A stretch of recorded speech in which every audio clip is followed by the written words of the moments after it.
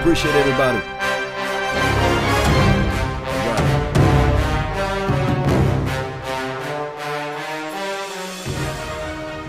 All right, Cowboy Nation. Want to be able to talk to you guys just a little bit about the actual off season, what have you, the things that we really need to focus on. We had a wonderful show last night. For those who are not able to tune in last night, we had a wonderful, fantastic show. We talked about the basic principle, or I guess the collective reasoning of our entire roster, and we had some hearty discussions about what to do with Sean Lee, what to do with the Brett Maher of the worlds, right?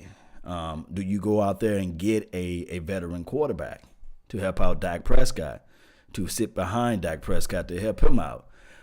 Do you make a move on Jeff Heath? Those are things that we have to really look at. So all offseason, we have a long way to go. Still player evaluation is 365.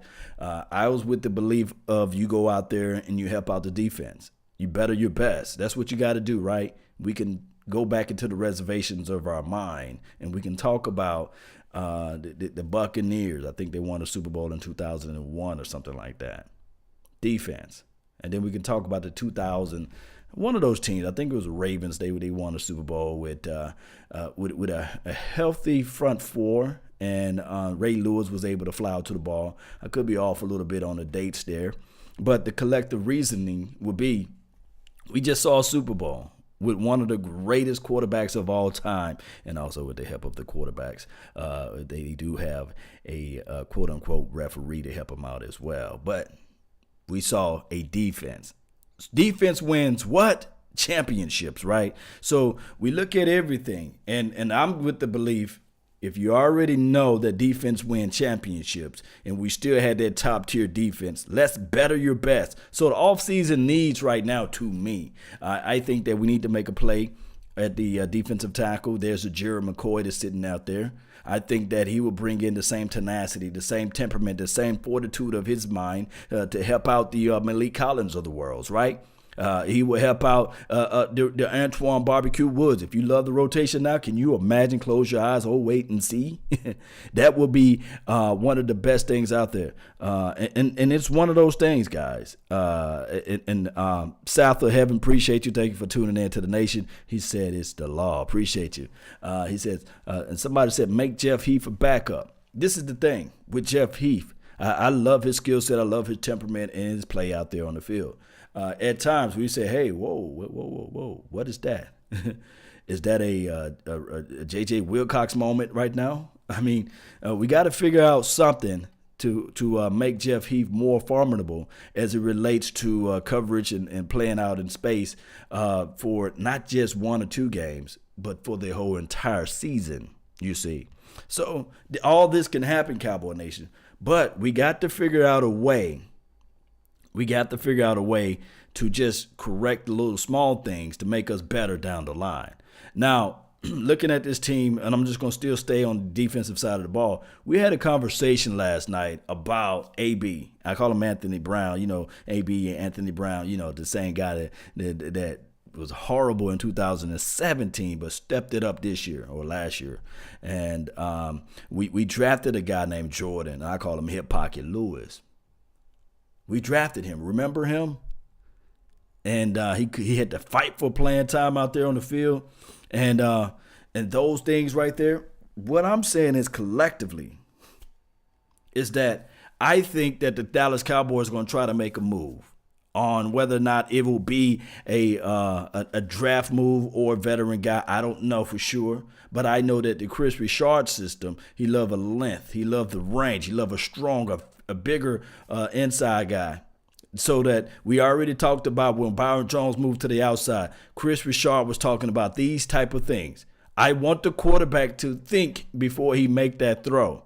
And we saw how valuable that was. Think about this, Cowboy Nation. When we played against the New Orleans Saints, they were sitting there thinking before he threw. I really want to throw the ball to my number one primary target, but Byron Jones is 6'2" or 6 foot, close to 6'3", and then he had that long length and range. So what Chris Richard is trying to do collectively is to also have that guy into the inside that can play that nickel or slot corner, whatever you want to call it, and to have the opposition to think before they throw. So there are some guys, there are some gems out here in the draft that they may lean heavily on. They talked about a guy named Taylor Rapp, and that was my guy, Foots the King. He brought him up, and I looked at some of his highlights and his clips of film the other day, and I was sitting there saying to myself, yeah, 6 foot, close to 6'1", 202 pounds, 203 pounds. That's a little bit heavier than the ABs of the world and the Jordan Lewises of the world. You can probably slide him and kick him into the inside. He made it a comparable or compared him a little bit to Buda Baker. So I think that collectively we might do something with that. I don't know for sure, but it's going to be one of those things where that's Chris Richard's system, and he loves to play with people that he know that he can elevate as far as size-wise. And then if you do this right here, we talked about free agency, the Earl Thomases of the world, right? Boy, would it be nice to have Xavier Woods and Earl Thomas out there in the backfield. And then you rotate, and I'm going to say again, you rotate Jeff Heath into the mix. Earl Thomas didn't play a full season last year, right? And he still had 3 interceptions. Think about that. Shane, appreciate you, man. Law, do you think we should go all in on these free agencies like the Rams did? This is the thing. If we decide to go in on a free agency, we got money. Cowboy Nation, we got some money. Some people call money my needs. We got the tools to play our needs, right? So we got the money this year, and we can create more because we talked about Sean Lee. If he's a cap casualty or a salary cap cut, they save even more money. They save $7.5 million. I don't know about you guys, but if you probably can add all of our money together that's in this chat box, we don't have $7 million, right? So what the Cowboys can do, they can make plays now. But if you look back at the trends of what the Cowboys do collectively, they don't go out there and make a big splash in free agency. The last time we did something like that, it was Brandon Used Car. It was the other guys that I could be wrong, but it was somebody else. But we paid $50 million. Let me say that again: $50 million in free agency for Brandon Carr. And I think that collectively the Cowboys are snake bitten, because whenever we go reach deep down in our pocket as it relates to free agency, somehow one way or another it just comes back to bite us. It's crazy though. But we got money now. All we can do now is sit back and see what Stephen Jones is going to do. Remember, Jerry Jones is the big spender. Stephen Jones is the big, hey, Pops, put that wallet down. We got Will McClay. Hey, Pops, put that wallet down. Go buy you a yacht. Leave that play alone. Put that money down. We got Will McClay, and he's supposed to be able to do this player evaluation. He's supposed to be able to find that diamond in the rough. He's supposed to be able to dig deep into the ground and find that gold mine, right? Or struck and hit gold. Yeah, the Joey Galloways of the world, the Roy Williams. And we had some horrible deals and horrible situations with our free agencies out there. And then also we had some horrible situations when we finally reached down in our pocket and pay people too. And we can go on and on about that. And we have a horrible evaluation of spending or creating income or creating remunerations from the players that we develop, like the Jeremy Purnells of the world and the Ron Learys of the world and Anthony Hitchens. These guys walk scot-free. Bruce Carter. We rehabbed him all the way up enough to get rid of him. I think he went to the Buccaneers and the Jets and fooled around and ended up on an Atlanta team or somewhere. So that's our only Achilles heel right now. But I'm saying that like this offseason moves that we still have to play it smart. It's still a long time from now. I don't think we're going to make the dance before draft. Normally, teams pick up free agency picks before the draft. And we already know that Stephen Jones already said with his mind and said this right here, that free agencies before the draft is just overrated.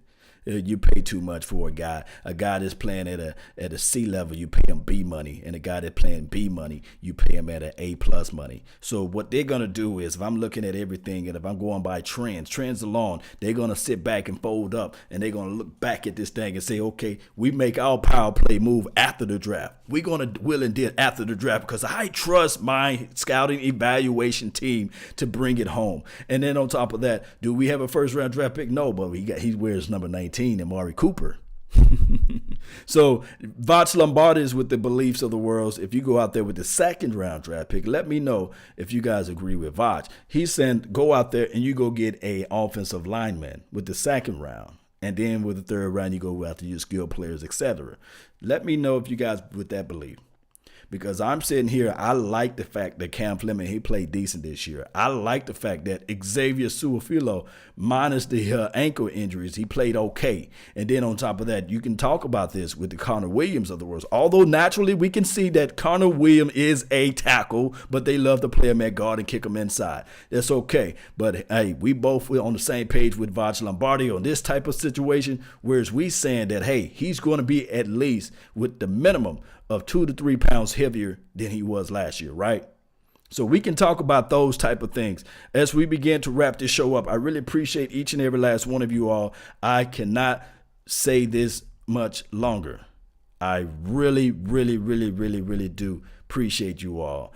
And don't forget, hit that like button, share this content, tell a friend, neighbor, a foe, anybody that you know that we talk about the Dallas Cowboys every day over here on The Nation. And then we're live on Law Nations 1.0 and 2.0. And I'm talking about the Cowboys experience. Guys, go to that website, www.cowboysexperience, where you can go and check out numerous things as far as ticket pricing, games, having one of those situations where we can get you into this thing, whereas you can actually be almost with the players, shaking hands, talking about the original 88, Drew Pearson, all those guys.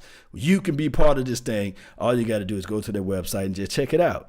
And with that being said, guys, man, the draft is right around the corner. Don't forget to drop the link, drop the people that you know in the Discord of who we should draft. And the Discord link is in the description box. Check that out, Cowboy Nation. One way or another, let's go.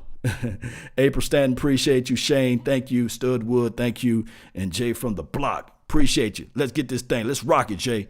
And remember, you guys are listening to nothing but the best. Salute.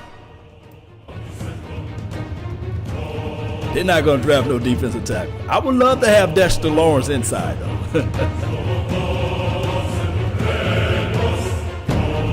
Let's go, Cowboy Nation.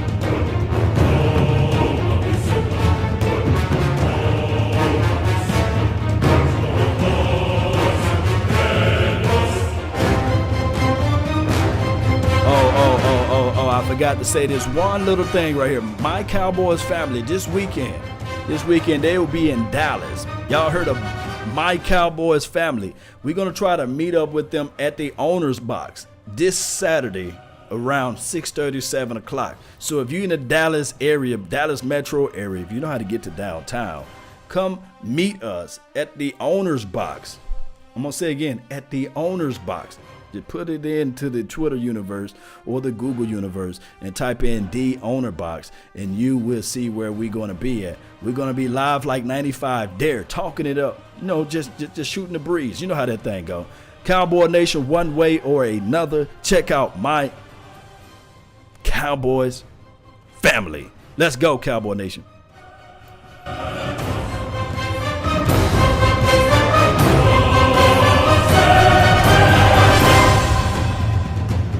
on, come on.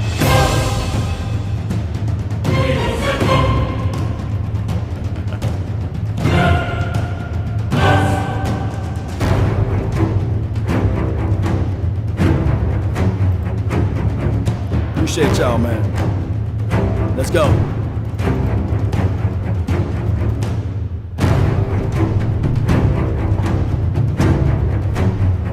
And remember, you're listening to nothing but the best. Salute.